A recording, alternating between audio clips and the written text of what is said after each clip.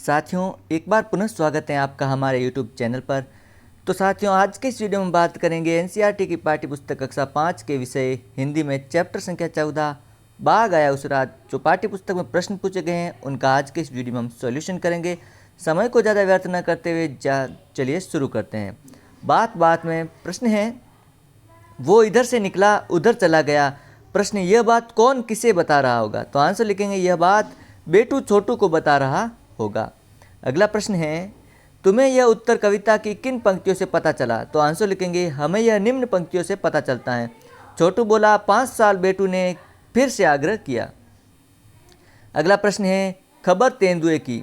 प्रश्न है, कक्षा 2 की रिमझिम के अखबार में छपा समाचार दिखाया गया है, साथ में उस समाचार के आधार पर लिखी एक कहानी भी दी गई है, उसे एक बार फिर से पढ़ो। तो छात्र कक्षा 2 की पाठ्य पुस्तक से पढ़ सकते हैं।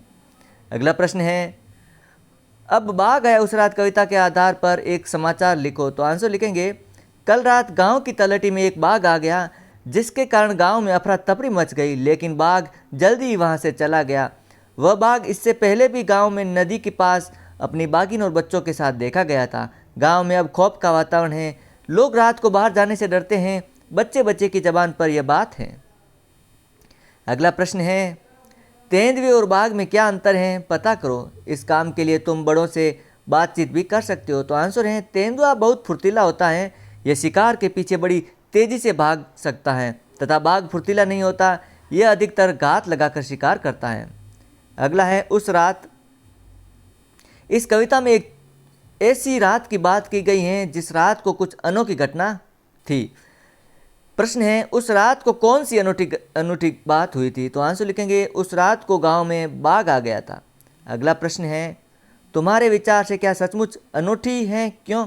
हाँ, यह बात सचमुच में अनूठी है, क्योंकि ये जानवर जंगल में रहते हैं और उनका गांव में आना बहुत अनोखी बात है। अगला प्रश्न है, उस रात को और क्या क्या हुआ? आपने शादी से बातचीत करके लिखो। तो आंसर लिखेंगे, उस रात को बाघ अपने आने से गांव में हड़बड़ी मच गई होगी, लोग बाघ को भगाने के लिए इकट्ठा हो गए होंगे, साथ ही डर के मारे समूह बनाकर घूम रहे होंगे, बच्चों को घरों के अंदर बंद कर दिया गया होगा।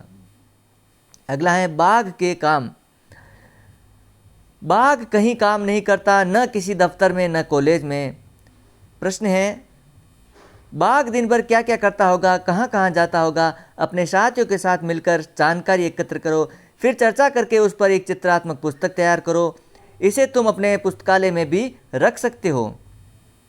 तो आंसर लिखेंगे, बाघ दिन भर जंगल में घूमता रहता होगा और शिकार करता होगा।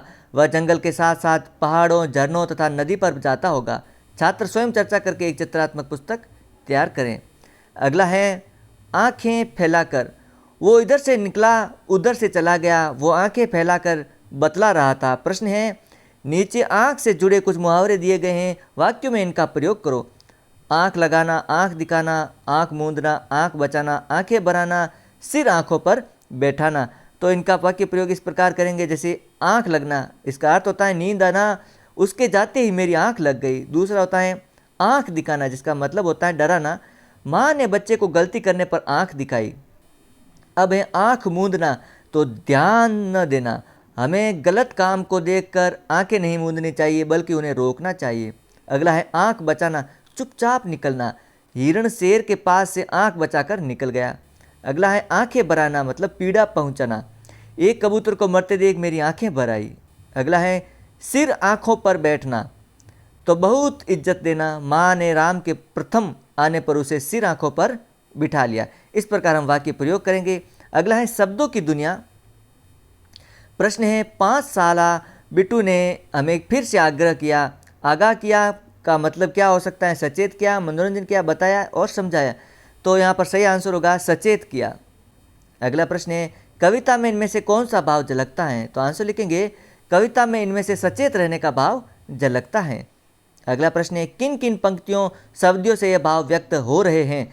तो आंसर लिखेंगे, आश्चर्य, डर और विश्वास, अविश्वास। तो आश्चर्य होता है वो इधर से निकला उधर चला गया, डर आप रात को बाहर निकलो, आत्मविश्वास, अविश्वास न किसी दफ्तर में न कॉलेज में।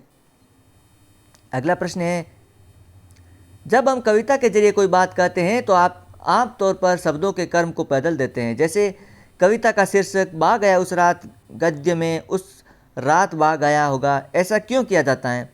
इस किताब की दूसरी कविताएं भी पढ़ो, शब्दों के क्रम में आए बदलाव को गौर करो, ऐसे ही कुछ शब्दों की सूची बनाओ। क्या शब्दों के क्रम में बदलाव अखबार की खबरों में भी आता है। पाठ्य पुस्तक की पृष्ठ संख्या 116 पर बने कोलाज को देखो और बताओ। तो आंसर लिखेंगे पहले का, कविता को अत्यधिक धारा प्रवाह और लयात्मक बनाने के लिए आमतौर पर शब्दों के क्रम को बदला जाता है। दूसरे का आंसर है दूसरी कविता में शब्दों के क्रम में आए बदलाव, गुरु एक थे और था एक चेला। अगला तीसरे प्रश्न का आंसर होगा हाँ, अखबार की खबरों में भी शब्दों के क्रम में बदलाव आता है, जैसे आसमान से ज़मीन पर गिरी सब्जियां। अगला है, तो साथियों इस प्रकार ये याद चैप्टर यहीं पर समाप्त होता है। यदि आपको इसका PDF डाउनलोड करना है तो वीडियो के डिस्क्रिप्शन में वेबसाइट का लिंक दिया गया है, वहाँ पर जाकर के आप इस PDF को डाउनलोड कर सकते हैं। और हाँ, वीडियो अच्छा लगे तो लाइक और शेयर कीजिएगा। चैनल पर पहली बार तो चैनल को जरूर सब्सक्राइब करें। मिलते हैं एक अन्य चैप्टर के सॉल्यूशन के साथ।